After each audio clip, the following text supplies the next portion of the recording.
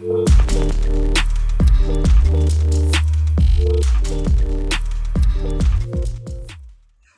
to the Manage Self-Lead Others podcast. My name is Nina Sunday, and in this episode we're joined by Dr. Stuart Brody, founder of Integrity Intensive, a consulting firm for decision-making and leadership.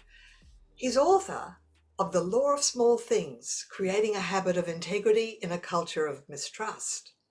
It's a book that evolved from many years observing good people trapped in our culturally acceptable, yet, Stuart argues, dysfunctional understanding of integrity. Welcome, Dr. Stuart. I'm looking forward to our conversation.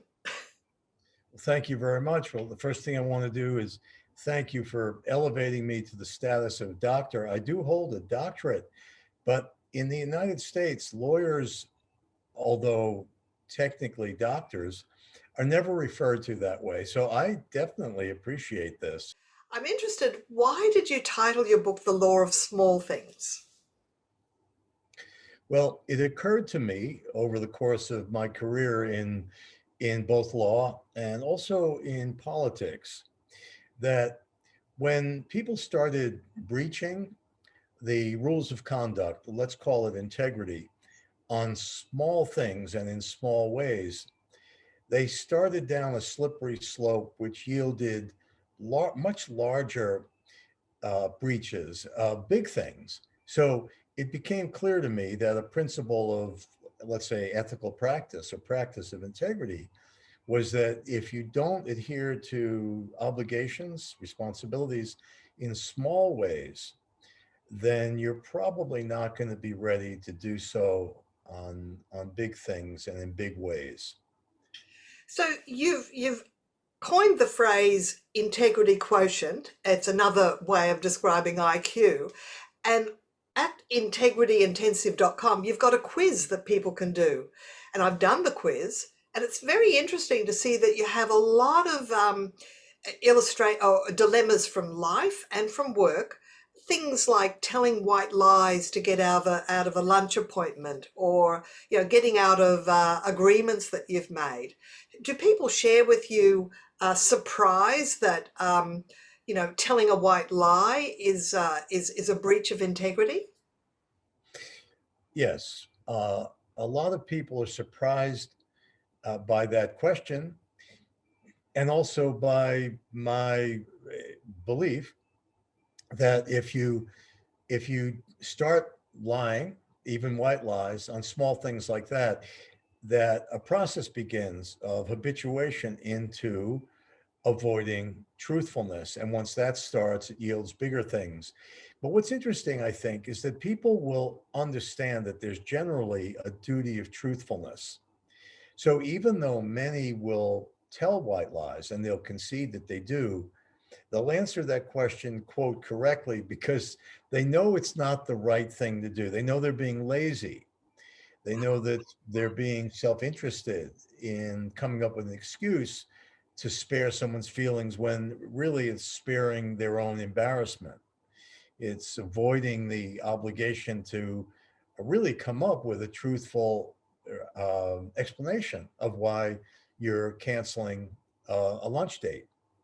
I use the example also that if a country, a culture, is condones the telling of lies in simple ways like that, then it's kind of ironic to expect their political leadership to tell the truth. Yet we do. So it's kind of like a double standard that we somehow maintain. We can do it, but if others do it, especially people in big, important positions, well, that's wrong. But what we do is okay. So that's an issue of integrity that we can get into. In the quiz, one of the workplace examples was that a manager confides in you that they're going to be laying off one of your colleagues, and you happen to know that that colleague is about to embark on a new mortgage for a new house that they're buying. And you're concerned that this, if they don't have a job, that might create financial disaster for them. That's a dilemma.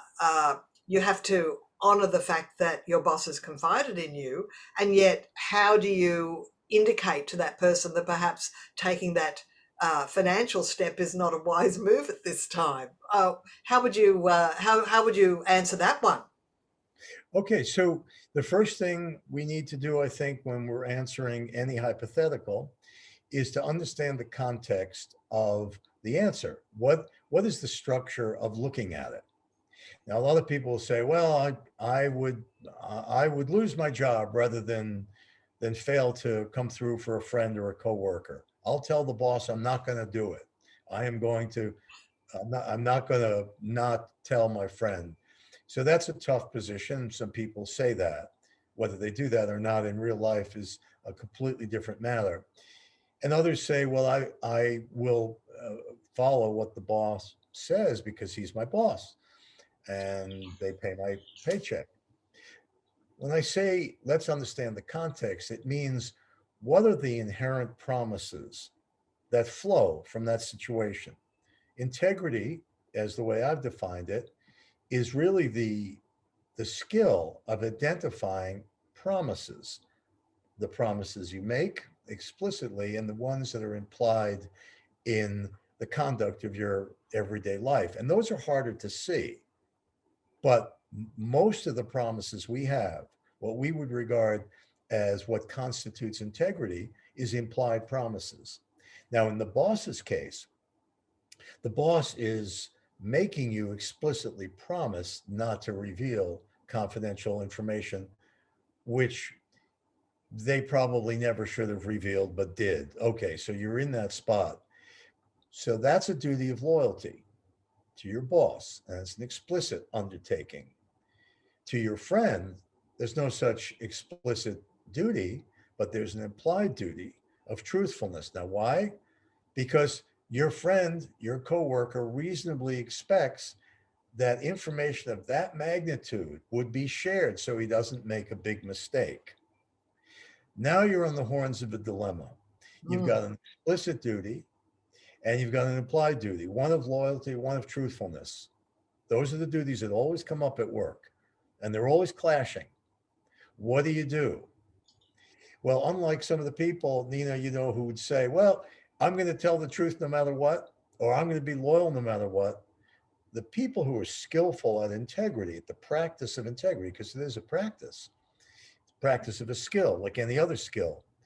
Well, it's not No, as black and white as that, is it? no You know, black, yeah. right, right, right. If you approach integrity as a black and white endeavor, I dare say you're really missing the point of what integrity is, because all you're doing really is substituting boisterous conviction, the certainty of your belief, for deliberation and for careful weighing and balancing of competing interests.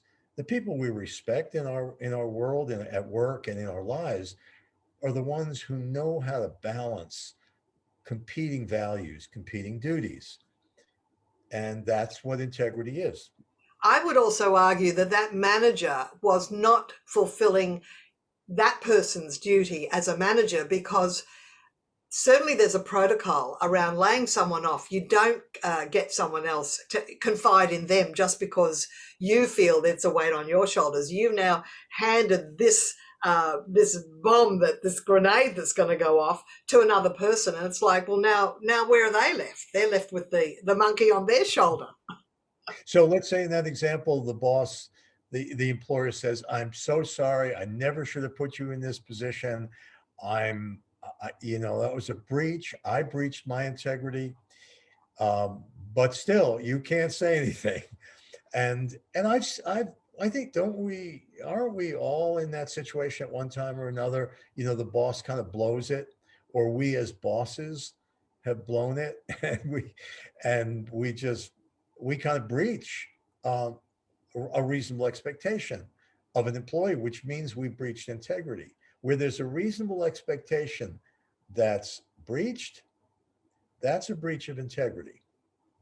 And there's also this the power of groupthink that can happen in the workplace, where people don't speak up. Now, while sometimes it's politically safe to not say what you really think, depending on how you think it's going to be received, there's a perfect example from a few years ago with the Volkswagen company when they were found out they were trying to cheat diesel government tests on emissions by putting in some software that was designed to cheat the government tests.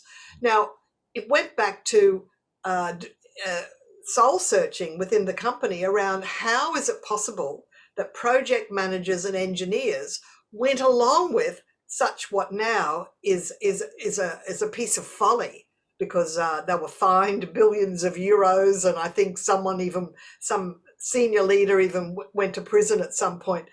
And of course, the VW company had to shrink its workforce by thousands in order to say, we're not going to do the diesel anymore. We're going to go back to the drawing board and design an electric car, and they will come through even better. But there was this whole thing about we need people to speak up when breaches of the law are being contemplated, so we don't go down that track where it becomes a whole calamity for a calamity for the company. Yeah. So how is it that groupthink can actually get land companies in hot water? Well, it's a great question and has so many dimensions to it. Groupthink, as I think you're using the term, or certainly as I understand it, is not an excuse for individual responsibility.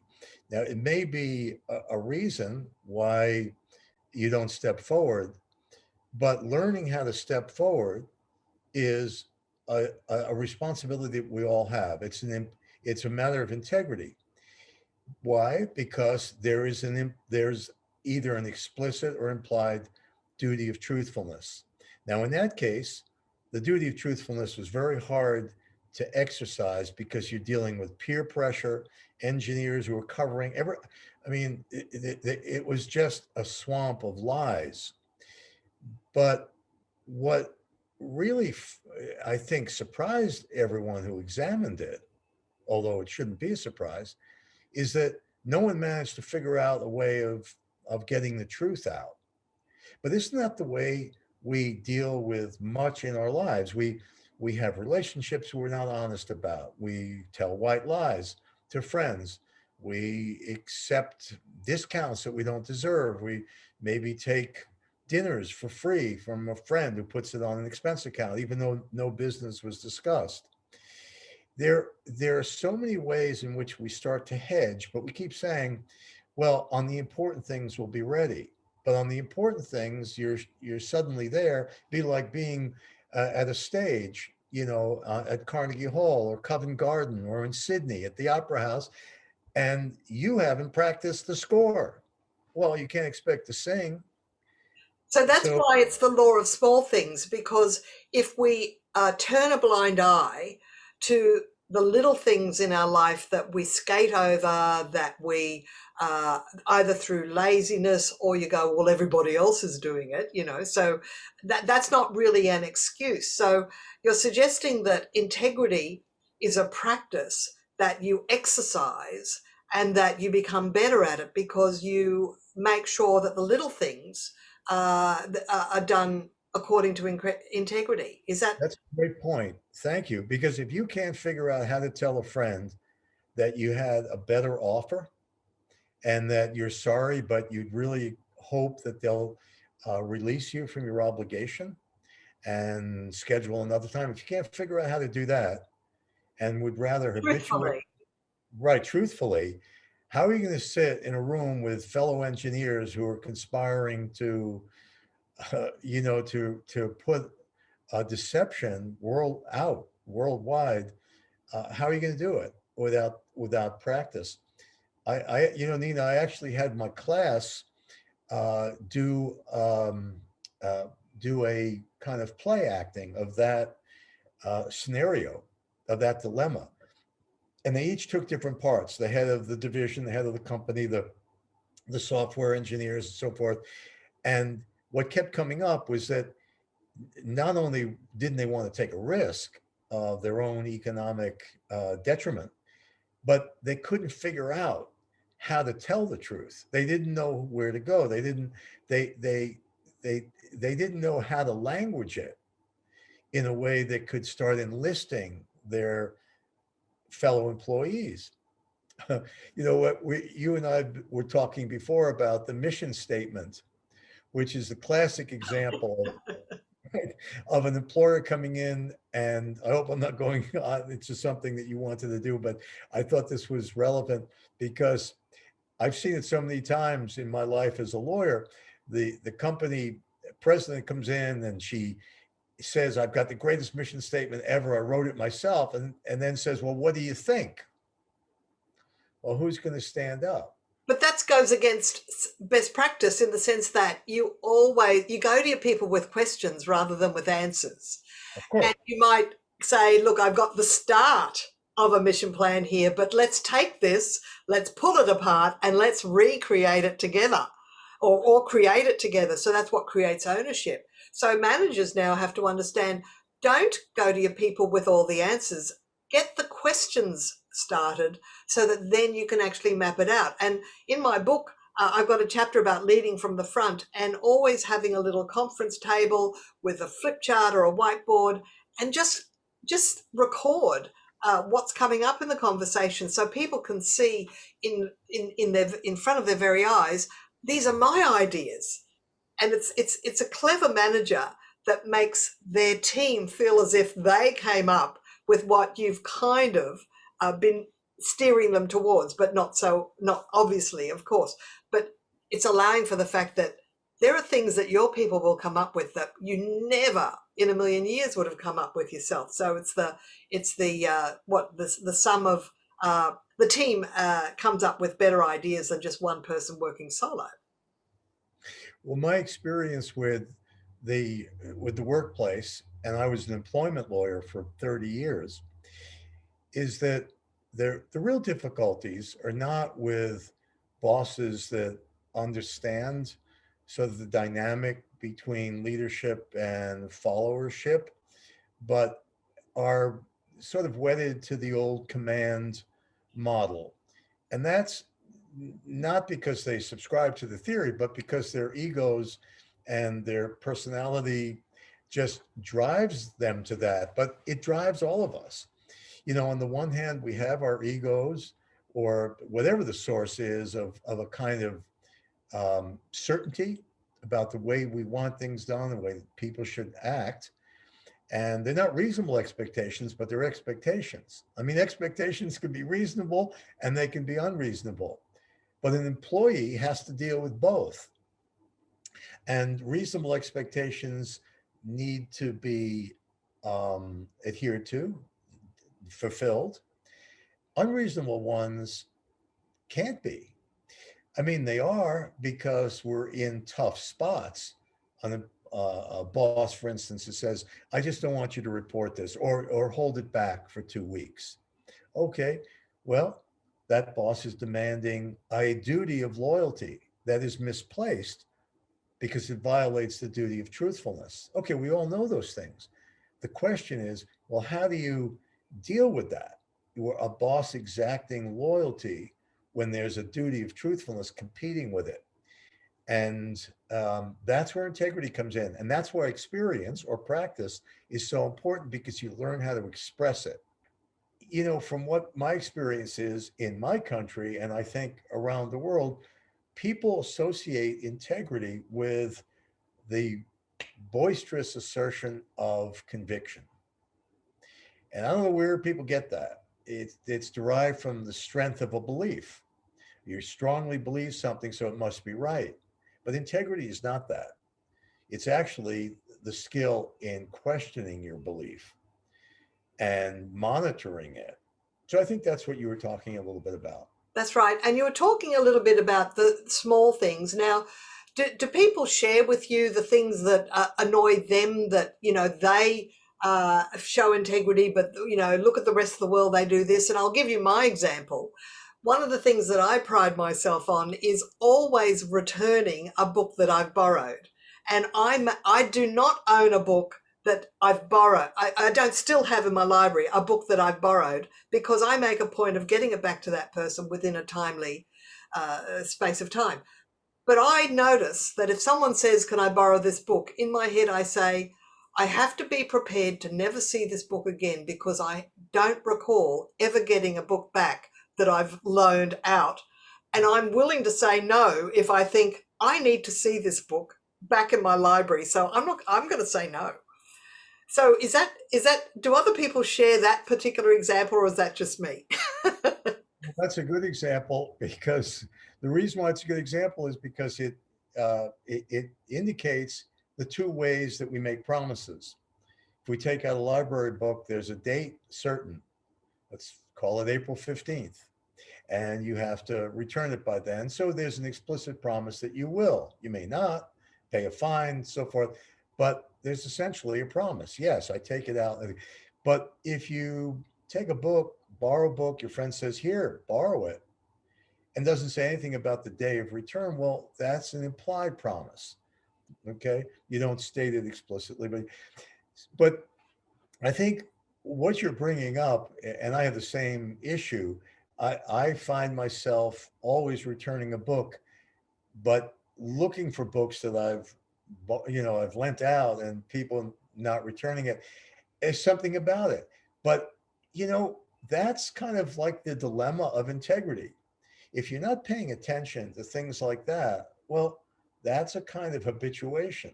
I was watching one of your videos and you talked a little bit about, and it's a documentary that I saw. It was the climbing of Mount Everest and the whole politics around that, and the fact that, some people, some people just can't make it through oxygen starvation or hypothermia.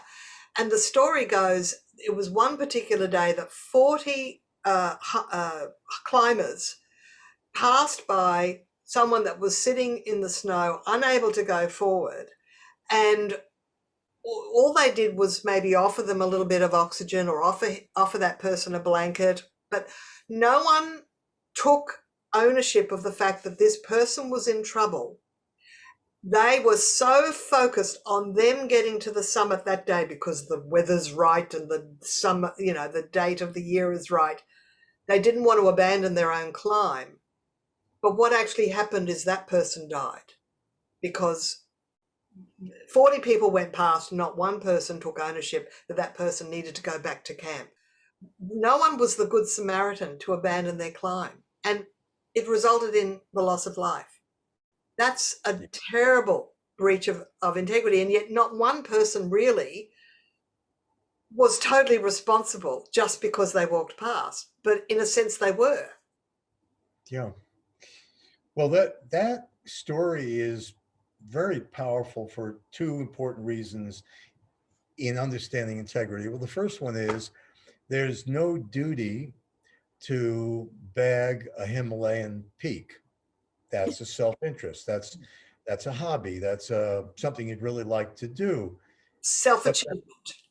right, I mean that's something that you worked hard for. There's no denying that. Paid a lot of money, but that's not a duty. Selfishness, it's a selfish goal, and that's fine. But when it conflicts with duty, self-interest has to be subordinated. Why? Because because if you start elevating self-interest above duty, which all 40 of them did, because after all, what is a higher duty than saving a life? Your own or somebody else's? It's the same thing. And that's what we see in cultures all across the world. So that's the first thing. The other thing is that if you had asked those climbers, well, what would you do in that situation before they faced it?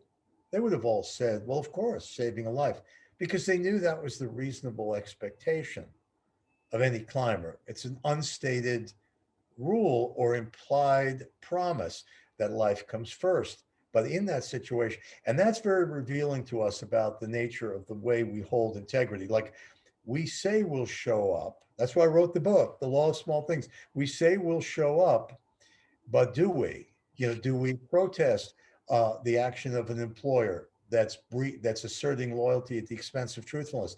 Do we report on a neighbor when we see domestic violence? Or what about sexual harassment in the workplace? And we don't do it because it's convenient not to. It's in our self-interest not to. But each time we fail to exercise a duty, a little bit of our authenticity, as you call it, but or integrity erodes. And that's what integrity is. It's an alignment with who we know ourselves to be. That's what we're aiming for. However you do it, like through scripture, through practice, it's through practice in the workplace, practice in relationships. That's what we're all looking for, alignment with who we really truly know ourselves to be. And when you fail at these duties, that gets eroded and you get further away from that goal. That's why I wrote the book.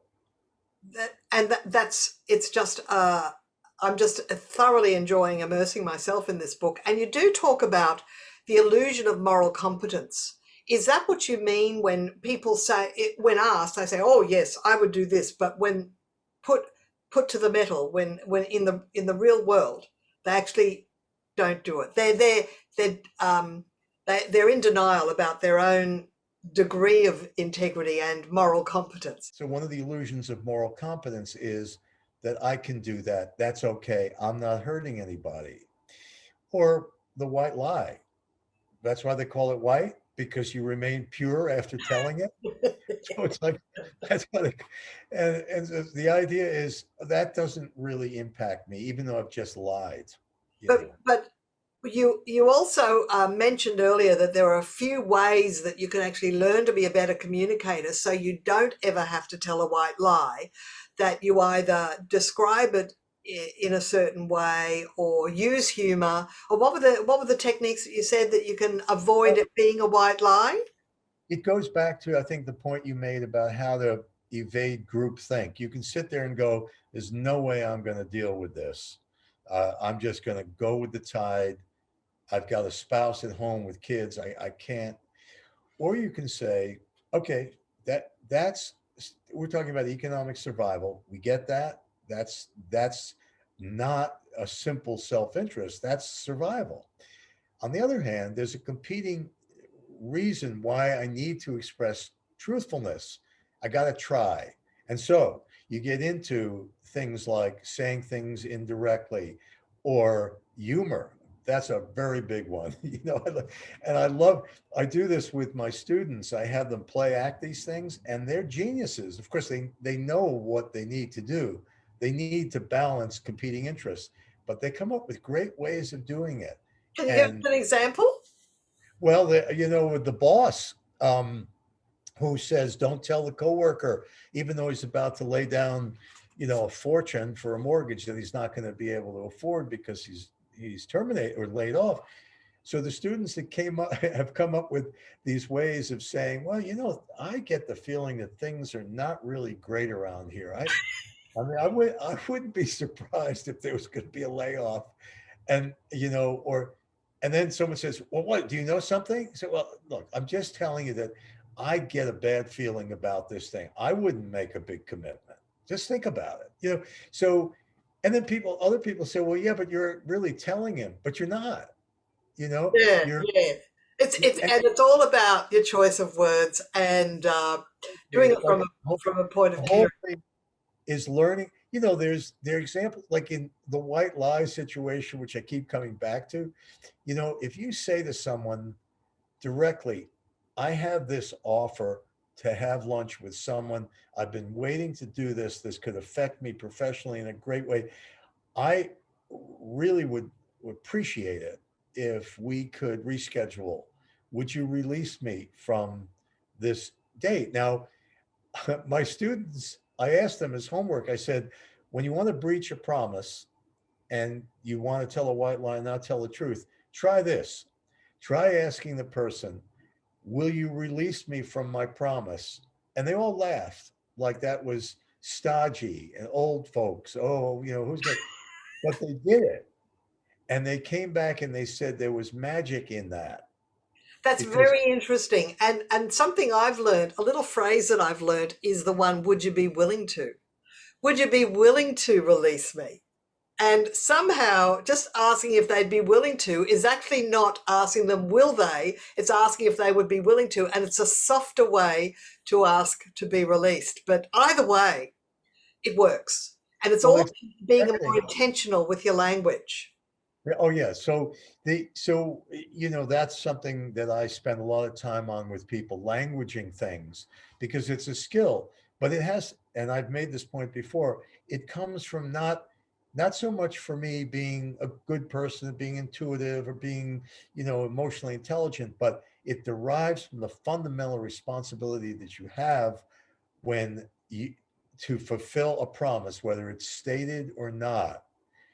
And that is the key to this. Now, I want to urge your viewers to take the quiz because um, I think they'll find it fascinating in this context because they're going to get some things wrong. They're going to get some things that I'll say are not reflective in integrity, but they think might be.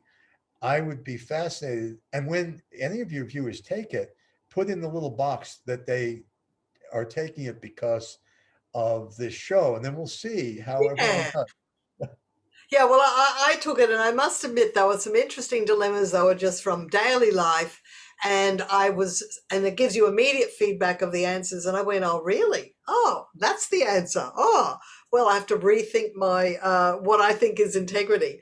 Look, uh, Stuart, it's been fabulous talking with you today. We could go on for another hour, but time has come to say goodbye.